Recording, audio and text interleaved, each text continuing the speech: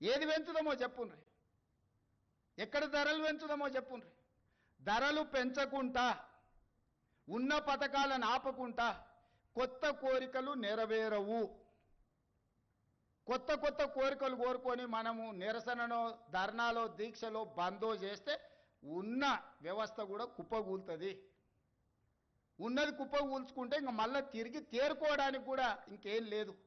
ఇంకో దివాలా రాష్ట్రంగా మనం మారుతాము. ఇప్పుడు అంటున్నాడు రేవంత్ రెడ్డి గారు, నిన్న 200 రూపాయలు చేస్తారట పెట్రోల్. ఇన్నరో లేదో మరి మీరు 200 చెప్తారట ఇప్పుడు. అందుకే నేను అంటున్నా, ధరలు పెంచుడు కాదు, బుర్ర పెంచుకో, సంపద పెంచి ఆలోచన చెయ్యి.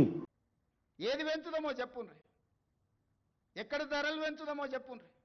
ధరలు పెంచకుండా ఉన్న పథకాలను ఆపకుండా కొత్త కోరికలు నెరవేరవు.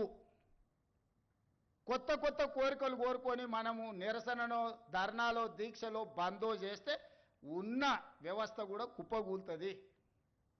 ఉన్నది కుప్పగూల్చుకుంటే ఇంకా మళ్ళీ తిరిగి తేరుకోవడానికి కూడా ఇంకేం లేదు. ఇంకో దివాలా రాష్ట్రంగా మనం మారుతాము. ఇప్పుడు అంటున్నాడు రేవంత్ రెడ్డి గారు, నిన్న 200 రూపాయలు చేస్తారట పెట్రోల్.